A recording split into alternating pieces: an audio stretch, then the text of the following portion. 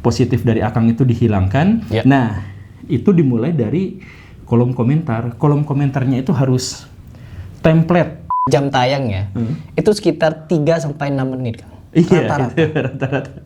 Rata-ratanya dari berapa? Dari 2 jam. Dari 2 jam, cuman segitu. Nah, iya karena memang kebanyakan dari mereka itu digerakkan. Udah janjian sebenarnya dengan Pak Ajir, dengan Pak Faris gitu untuk berdiskusi ya kayak gini, bukan untuk saling menjelekkan sebenarnya, tapi untuk menjelaskan fenomena. Dan saya juga mau nanya, itu siapa yang bayar bazirnya itu? Bismillahirrahmanirrahim, teman-teman. Dari beberapa hari yang lalu ketika selesai dialog ilmiah antara tim Heri Pras dengan tim Gus Ajir, ada beberapa kejanggalan dan keanehan ketika kita melihat komentar yang begitu beruntun dalam waktu kurang lebih 3-6 jam. Pagi-paginya sudah kelihatan 10 ribuan komentar. Ternyata setelah itu Guru Gembul menghubungi saya bahwa komentar-komentar itu berasal dari buzzer, komentar bot, dan ya gak tahu lah bagaimana konsepnya itu. Tapi sekarang saya di sini menemui Pak Guru Gembul untuk meminta kejelasan atau bagaimana kronologi seperti itu bisa terjadi. Dan katanya kan podcast dari Deddy Corbuzier sampai dilakukan hal serupa. Ya, Assalamualaikum Guru Gembul. Waalaikumsalam warahmatullahi wabarakatuh. Formal sekali ini ya. Bagaimana kabar Akang? Baik, baik. Lama kita gak ketemu ya. Sedang sering berolahraga saya. Olahraga apa itu? Ya karena saya sekarang dimarahin terus sama Ade Rai gitu. Oke, silakan kan tutup poin. Mohon penjelasannya bagaimana itu. Ya, jadi sebenarnya waktu kemarin Akang debat sama Kiai Ajir sama Kiai Faris, itu sebenarnya silaturahimnya baik, semuanya baik, apa-apanya juga baik. Yang menjadi buruk itu adalah penggerakan masa online tidak diketahui hantu-hantu di kolom komentar gitu. Dan penonton-penonton, jadi kemarin Akang penontonnya banyak itu jangan GR Kang, itu sebenarnya banyak di antara penonton-penonton itu yang sebenarnya nggak nonton, sebenarnya hanya datang untuk komentar, udah itu pergi lagi karena disuruh sama orang tertentu, dan itu jumlahnya banyak, bisa dibilang itu lebih dari sepertiganya itu adalah penonton yang digerakkan, penonton palsu. Penonton yang digerakkan? Iya, penonton yang digerakkan hanya untuk ngomong, wah terima kasih Ustadz Ajir, terima kasih untuk itu. Nah terus yang komen-komen yang kayak gitu di like semua, klik yang ini dan lain sebagainya. Dan memang kelompok dari sebagian dari kelompok habaib yang biasanya bersengketa itu memang sewa buzzer. Dan saya bisa mendeteksi sampai kelurahan di mana kantor mereka itu berada. Iya. Serius itu kan? Serius. Karena kita punya alatnya. Jadi gini, di media sosial itu kan misal kalau misalkan saya berdiskusi dengan seseorang, kemudian saya terlihat blunder atau memang blunder, nah itu tuh akan di blow up terus-terusan, berkelanjutan, berkesinambungan, terus-terusan yang seperti itu. Tapi giliran ketika saya punya gagasan, punya ide yang diterima oleh masyarakat, nah itu tuh bisa diturunkan. Jadi maksudnya penggiringan opini. Iya, digiring, atau kalau misalkan itu pengaruhnya sudah terlalu besar di masyarakat, maka mereka akan potong videonya. Setelah dipotong videonya direaksi negatif. Nah udah, kan semestinya kalau misalkan ada sesuatu yang negatif ya dialog gitu kan, ini maksudnya bagaimana. Nah itu dipotong, nah jadi negatif. Nah kalau misalkan itu terjadi terus-terusan, itu akan menjatuhkan penonton, karena YouTube itu kan tergantung pada algoritma. Jadi kalau misalkan YouTube-nya sudah mendeteksi orang itu tidak dihiraukan, tidak dilihat sama orang, ya itu juga tidak direkomendasikan, kan begitu. Nah, jadi mereka itu punya perangkat canggih untuk itu, untuk misalkan gimana caranya menjatuhkan dan menaikkan. Nah, termasuk yang Akang itu kemarin, gimana caranya agar kemarin itu kan sebenarnya dialognya relatif seimbang lah, saya katakan relatif seimbang. Nah, dan sebenarnya relatif juga sehat, walaupun banyak banget cacat logikanya di kedua belah pihak, maaf ya, itu banyak banget cacat logikanya, tetapi gak apa-apa. Yang paling penting itu adalah mereka kemudian ambil yang positif-positif menurut mereka, kemudian dikomentari oleh mereka sendiri dan seterusnya, kemudian yang positif dari Akang itu dihilangkan. Nah itu dimulai dari kolom komentar. Kolom komentarnya itu harus template. Nah, beberapa template yang saya lihat kemarin itu yang sampai 35-37% itu. Ya. Terima kasih Pak Kiai Ajir dan seterusnya. Wah ini gini, wah Heri Pras udah gini. Nah, sebenarnya di antara mereka tuh nggak ada yang nonton, Kang. Hanya Pantas ketika saya cek jumlah tayang, jam tayangnya, itu sekitar 3 sampai 6 menit, Kang. Iya, rata-ratanya dari berapa? Dari 2 jam. Dari 2 jam, cuman segitu. Nah, iya karena memang kebanyakan dari mereka itu digerakkan. Nah, jadi ciri dari komen bot itu adalah kita bisa periksa akunnya sebenarnya. Ada akun yang dibuatnya hanya 1 jam sebelumnya, 1 hari sebelumnya, atau ada yang sudah mati akunnya udah lama nggak kepake, tiba-tiba bisa aktif hanya untuk komen di situ. Hanya untuk komen di situ dan sebagainya. Dan buzzer yang digerakkan ke Akang atau bot yang digerakkan ke Akang tuh jauh lebih kecil dibandingkan dengan waktu Pak Deddy Kobisa ngundang Habib Umar. Ya. Ini itu lebih besar tuh ya? Itu jauh lebih besar. Jadi gini, bukan soal kontennya bagus atau jelek, kontennya bagus. Pak Deddy-nya juga bagus, Habib Umarnya juga bagus, tapi ada pihak lain entah dari mana. Nanti saya sebutkan kelurahannya.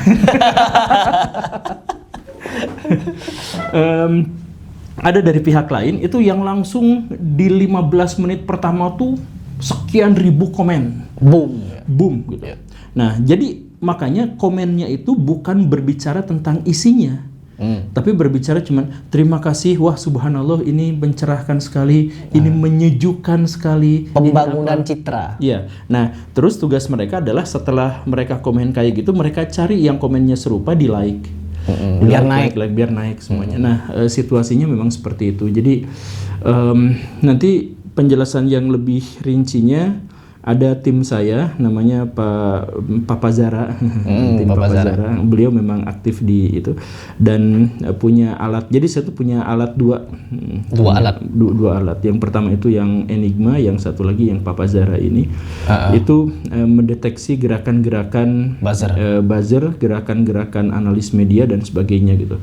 Nah, yang ke saya nyerangnya luar biasa, Kang. Waktu apa itu? Sampai sekarang masih ada serangan gitu, Kak? Terus-terusan. Jadi karena gini, Kang. Dan motivasi mereka apa, Kang? Kalau ke Kang Guru Gembul? Ya, misalkan ke saya itu soal otoritas keagamaan, otoritas keulamaan dan masalah pesantren. Masalah yang seperti itu. Jadi saya tuh kan satu-satunya orang dalam 5 tahun, dalam 3 tahun ini yang dalam tanda kutip mengkritik pesantren, yang lain enggak kan? Dan cukup kenceng, Akang. Kenceng banget, dan karena itu mereka tuh menggerakkan orang untuk membungkam. Membungkam bukan sayanya dihilangkan, tapi gimana caranya agar pengaruh saya itu tidak meluas. Nah, makanya dibatasi gitu. Dibatasi caranya bukan merekayasa Google, merekayasa YouTube, itu nggak bisa. Cuman gimana caranya agar algoritma mendeteksi bahwa saya itu tidak dilihat orang. Jadi video saya, ya itu yang tadi itu, video saya potong, ceritakan kejelekannya, orang udah nggak lagi simpatik, nggak akan nonton lagi saya. Ketika YouTube melihat itu, oh ya berarti ada penurunan, ya kayak pembunuhan karakter yang terus-terusan terjadi. Sama berarti kita. Sama. Ya mungkin sama. Tapi sebenarnya saya juga punya banyak kritik sama Akang. Tapi di luar itu maksud saya tuh mau diskusi sama siapapun kan. Nah, cuman balik lagi dalam konteks perdebatan kemarin itu, perdebatan itu tuh relatif nggak laku, Kang. Sejujurnya mungkin penonton asli di situ tuh yang benar-benar nyari kebenaran gitu, yang benar-benar nonton niat nunggu debatnya kapan, itu tuh gak sampai 100.000. Iya, jelas. Tapi kemudian penontonnya jauh lebih banyak daripada itu ya karena yang tadi yang kayak tadi itu ada buzzer-buzzernya. Nah, berdasarkan analisis ini yang head sama Akang, yang head sama Akang itu banyak banget. Banyak banget. Tapi mereka nge-head Akang itu karena mereka dalam perspektifnya, dalam pikirannya itu adalah Akang nggak bisa baca kitab. Karena itu ketika isi perdebatannya itu adalah kitab gundul semua, ini ada di kitab ini, Jalaluddin As-Suyuti. Loh, itu kan dari Wikipedia dan sebagainya. Itu di luar jangkauan mereka gitu. Mereka tuh pengen kalau ada perdebatannya itu adalah sesuatu yang terkait dengan kehidupan real mereka gitu. Jadi kalau misalkan gini, bahas Habib, kemudian masalahnya adalah makam palsu, itu gede. Oke. Penontonnya itu gede karena ada banyak pihak yang dirugikan dan pembahasannya tidak menyangkut masalah teknis. Tapi masalah hasil atau fakta. Tapi masalah fakta. Jadi bukan adu dalil, tapi fakta. Fakta lapangan. Nah, kemudian kalau misalkan ada Habib, misalkan ya, yang punya pesantren, kemudian pesantrennya anggaplah cabul gitu ya, itu perdebatannya itu penontonnya bisa banyak, itunya juga bisa banyak karena itu menyangkut. Nah, tapi kalau Akang, kasus yang kemarin itu adalah yang suka dan yang benci Akang tidak expect untuk Akang baca kitab dan lain-lain. Oke, jadi Akang penontonnya berkurang di situ, mau hater mau pendukungnya berkurang di situ. Kemudian yang Kiai Ajir dan Ustadz Faris itu juga ruang lingkupnya sangat terbatas di itu saja. Yang gini nih, tema habaib di Indonesia itu posisi ke-5 atau ke-4 Kang, bulan ini tuh. Posisi ke-5-4 masalah apa tuh? Jadi posisi pembahasan algoritma. Iya, jadi yang paling dicari di Indonesia saat ini, yang paling banyak ditonton itu adalah masalah yang berhubungan dengan pemerintah dan nasib keuangan rakyat. Yang berhubungan dengan itu politik. Itu nomor satu. Oke. Itu nomor satu. Kemudian ada yang hiburan kayak bola dan sebagainya, itu juga ada di selang-seling 1212 gitu dan sebagainya. Nah, yang membahas tentang agama, yang membahas agama itu 2. Jadi di 10 besar itu bahasan agama itu 2. Yang pertama itu adalah masalah yang agama itu jadi tempat ladang korupsi dan hal yang semacam itu, yang kemarin terjadi kuota haji dan sebagainya. Nah, kemudian yang Habib-Habib itu. Nah, jadi sebenarnya porsi yang ngebahas Habib itu banyak. Tapi yang nonton Habib tuh sebenarnya gak mau nonton perdebatan kitab sucinya Kang, kitabnya, karena gak paham mereka tuh. Mereka tuh cuman pengen ini kelakuan Habib tuh kok gini banget sih gitu. Dan atau terus gak gitu, ini pembelaannya gini. Nah, mereka tuh pengen nonton debatnya tuh di situ. Jadi walaupun Akang dan teman-teman kemarin itu sebenarnya sangat antusias untuk membuka kitab selembar demi selembar, ditunjukkan ininya dan sebagainya, ada screenshot Wikipedia yang kemudian dikonfirmasi. Sebenarnya kenapa penontonnya seharusnya nggak sampai 100.000 adalah karena mereka nggak expect di situ, mereka tuh pengennya yang lain gitu. Nah, tapi kenapa penonton Akang tembus 200.000? 200 berapa sekarang? Kalau nggak salah 300-an lebih sudah. Nah, tembus 300. Kenapa penontonnya bisa sampai tembus 300.000? Itu sebenarnya adalah karena ada komentar-komentar, ada dorongan-dorongan, ada penonton-penonton hantu, plus, nah nanti setelah ini Kang, itu Akang tuh bakal kebanjiran video-video potongan dari perdebatan kemarin itu. Video potongan nampak sudah. Oh, sudah nampak? Iya. Nah, jadi sekarang itu yang nonton tuh sebenarnya yang cari, wah pas tim Harry Pras bagus, lewat dulu cari, oh ini yang jelek, tandain yang jelek. Nah, betul. Gitu. Jadi sekarang mereka tuh sedang melakukan. Jadi, dan makanya saya tuh pernah mengeluarkan sebuah statement Kang. Dan saya pernah ngalamin semuanya gitu. Kalau Akang ribut sama pemerintah, Akang tuh bakal dideketin. Mungkin dikasih duit. Begitu? Ya. Kalau Akang ribut sama korporat, Akang bisa urusan pidana. Bisa ratusan juta dituntut. Kalau ribut sama korporat. Kalau misalkan Akang ribut sama mafia judol dan sebagainya, itu ngeri banget. Ya pokoknya. Mafia itu Kang berhadapan dengan saya bilang saya gak takut mati gitu, dan saya memang beneran gak takut mati. Ketemu sama terornya mafia judol itu, mundur kita Kang. Mereka nawarin sesuatu yang bahkan lebih mengerikan daripada kematian. Kalau itu ya. Nah, kalau kita ribut dengan kelompok mafia agama kita sebutnya, yang biar kalau agama kan suci ya, kita sebut mafia agama, maka mereka itu kan nalarnya rendah pada umumnya. Jadi mereka tuh main massa. Jadi massa akan digerakkan dalam jumlah yang sangat besar, didoktrin untuk menjelekkan kita, menganggap kita musuh dan sebagainya. Dalam perdebatan kemarin itu, yang kemudian nanti istilah yang akan digunakan itu adalah anti Habib berarti Wahabi, Wahabi berarti sesat. Nah itu yang bakal nanti keluar. Karena apa? Karena Habaib itu sekarang bersembunyinya di NU. Setuju. Gimana caranya agar mereka bisa mengalahkan Wahabi atau siapapun yang dituding Wahabi, maka mereka itu nyebutnya itu adalah Wahabi dan kita adalah teman NU gitu. Nah, jangankan Akang, Kiai Imad yang jelas pernah jadi ketua NU gitu ya, Diwahabikan. tetap disebut Wahabi gitu. Jadi itu frame-nya. Jadi framing Wahabi ya Kang ya? Ya, jadi nanti silahkan nonton dalam beberapa waktu atau mungkin dari sekarang. Jadi yang anti Habaib itu Wahabi, yang Wahabi itu sesat. Nah, contohnya siapa? Harry Pras. Nah, kena tuh akan Kena. Jadi, makanya kalau ke framing ke saya itu agak inkonsisten. Nah, jadi kalau ke Akang gimana? ke saya tuh PKI yang berkolaborasi dengan liberal. Enggak, maksudnya enggak konsisten banget. PKI sama liberal kan pasti benturan. Bentur. Tapi mereka maksain banget untuk bikin framing gitu. Dan itu mereka lakukan? Dan mereka itu lakukan. Ada kiai yang nyebut Guru Gembul adalah Wahabi yang jadi liberal atau liberal yang jadi Wahabi gitu. Liberal sama Wahabi itu beda banget tapi disatuin. Nah, karena gini, ini penjelasan psikologinya gini Kang.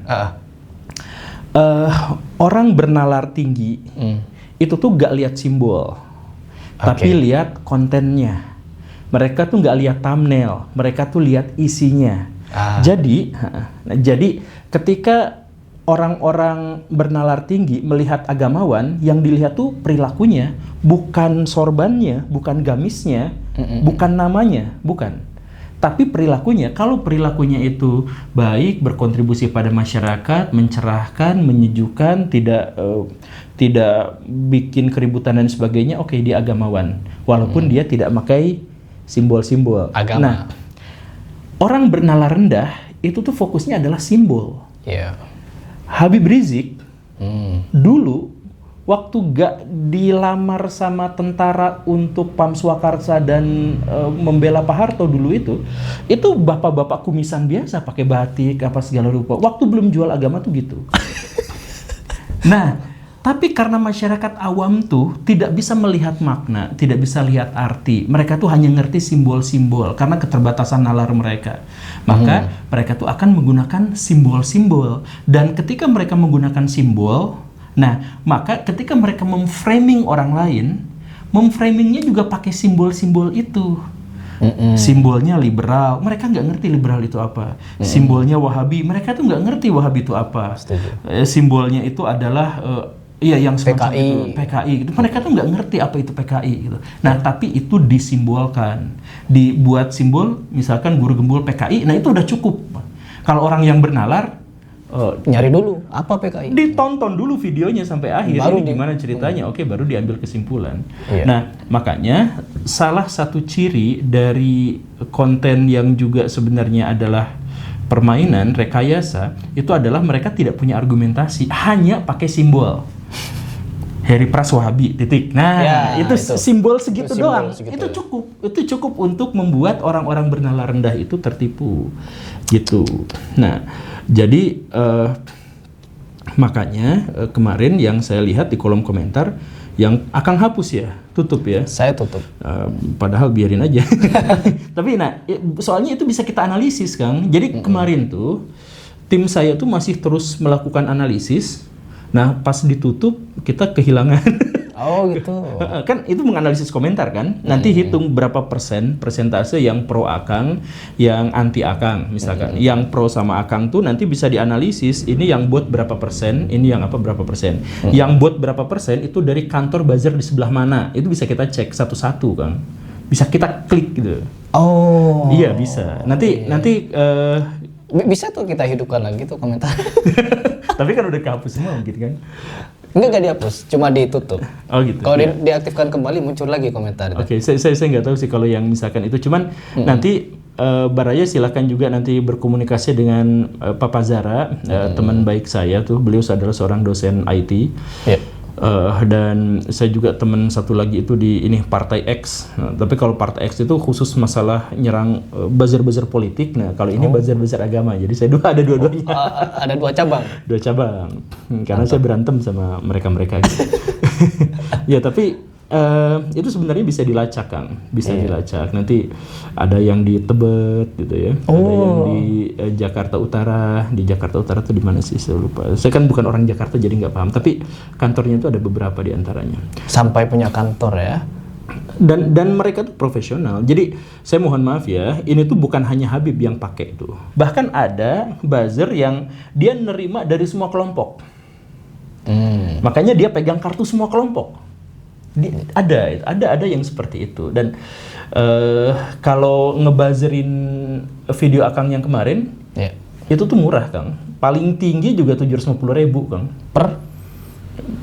Per sekali ngebuzzer, per sekali naikin atau nurunin ini kolom komentar gitu, menuhin dan memviralkan. Itu paling tinggi juga 750.000 lah. Ya, saya duga yang Akang gitu ya, saya belum cek nanti, tapi dugaan saya sih tarifnya segitu. Nah, kalau yang politik tuh bisa sampai ratusan juta, Kang, untuk naikin komentar ya. Nah, naikin komentar. Kalau Prabowo gini ngek gitu. Nah, sama dia naikin langsung gede. Tuh kejadian. Nah, kalau yang buzzer Prabowo nantilah. Makin jauh kita nanti ya. Makin jauh. Gitulah kurang lebihnya.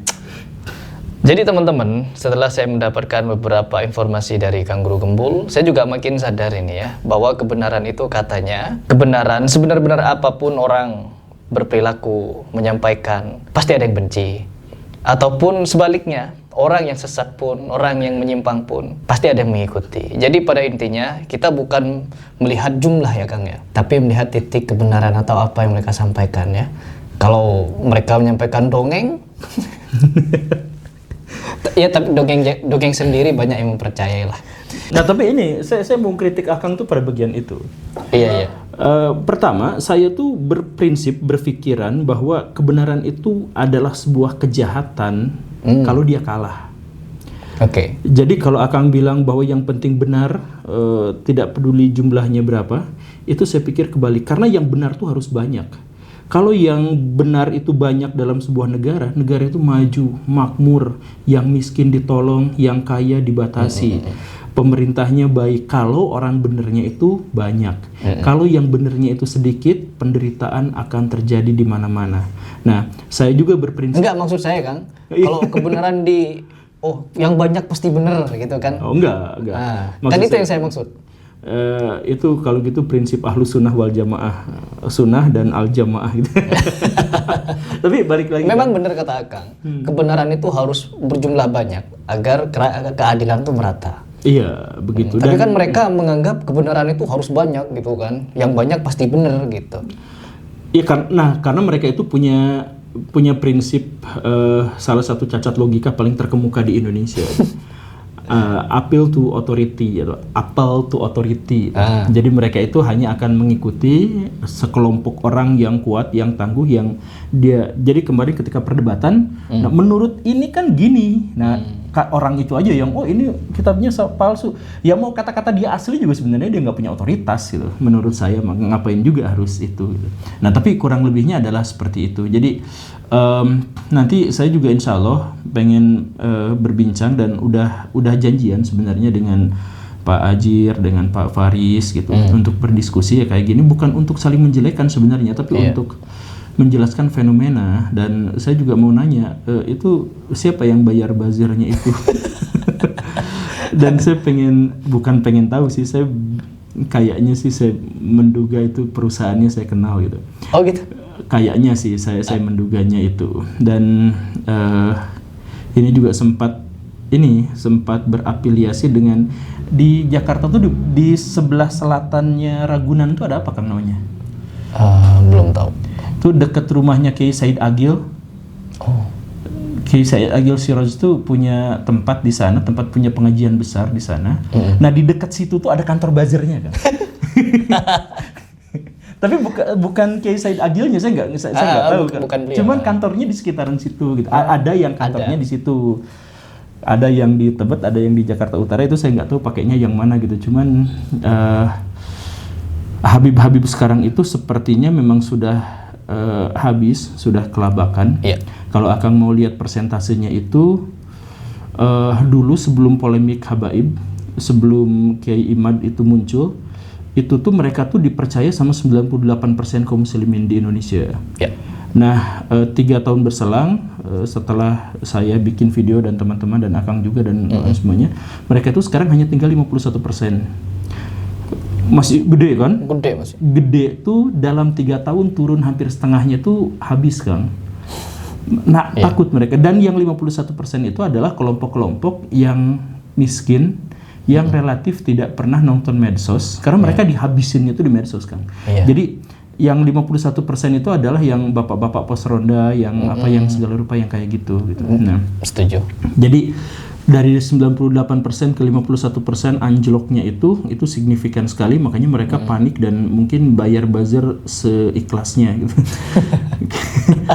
Ya seperti itulah, mungkin ya, cek aja nanti saya akan bikin penjelasan yang lebih detailnya bersama Papa Zara. Oh, saya tunggu tuh videonya. Oke, siap. Mungkin itu aja teman-teman yang ingin kita sampaikan di video ini. Terima kasih banyak Kang Gembul ya tentang informasi ini. Biar netizen saja yang berpikir. Oke.